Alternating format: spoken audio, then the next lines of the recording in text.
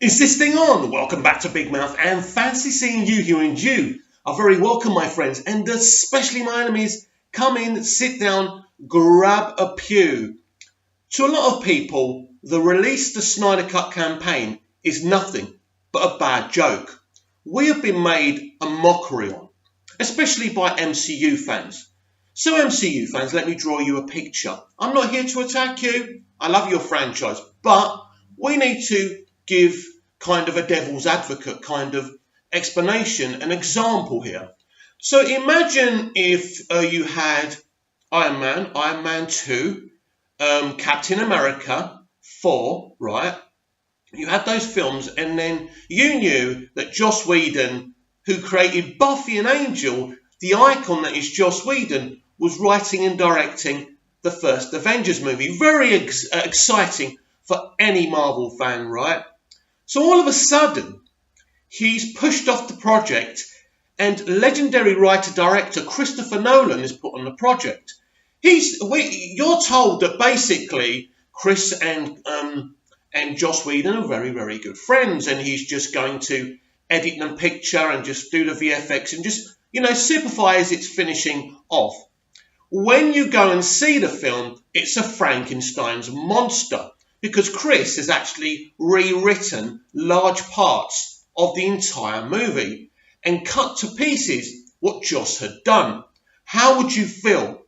You would be angry. You'd keep on talking about, but look at the journey we've been on with Iron Man and Iron Man 2 and Captain America and 4, those great solo films. And someone comes in, Disney do this and push this guy out and bring this other guy in. And then what would you do if you found out that actually Joss Whedon's original cut of the Avengers Assemble movie was actually out there on the Disney lot, on the Disney cutting room floor? Wouldn't you do everything in your power to get that film released? How would you feel? Do you understand now? Do you understand why we're fighting to release the Snyder Cut? Because we love Man of Steel, because we love Batman v Superman, we enjoyed Suicide Squad, we loved Wonder Woman, and Justice League was going to be, for us, who loved what Zack Snyder did, what Christopher Nolan and David S. Goyer did with Man of Steel, what Chris Terrio did with Batman v Superman. We loved what they did with those films, and we were excited for an epic 3-hour Justice League movie. That was taken away from us. It was taken away because Kevin Sugihara, the Warner Brothers president, decided that he wanted to catch up with Disney and Marvel.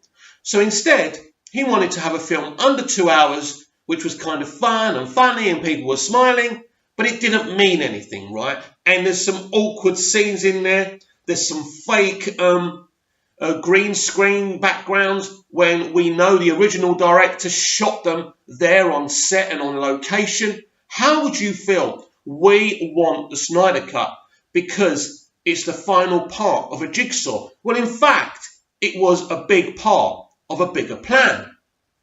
We all know that. You tell us the Snyder Cut doesn't exist. We're way beyond that now. It exists, and we deserve to see it.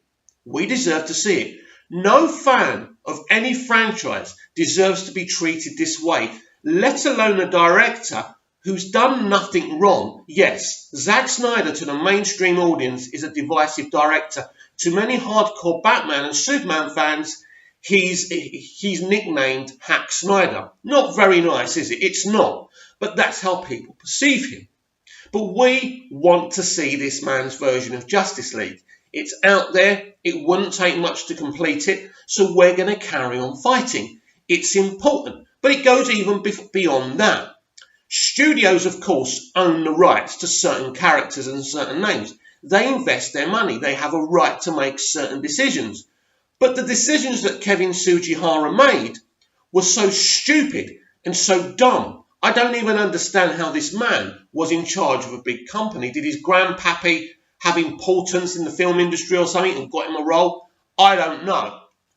And so this is now the problem. Now, I want to go back to the Jeff Johns thing. Now I've explained to MCU fans how trying to explain to them and play devil's advocate, how would they feel if this happened to Avengers Assemble?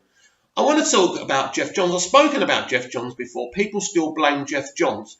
You've got to put the blame where it lies. And that's with Kevin Sujihara. And he's gone now. He's paid the ultimate consequences.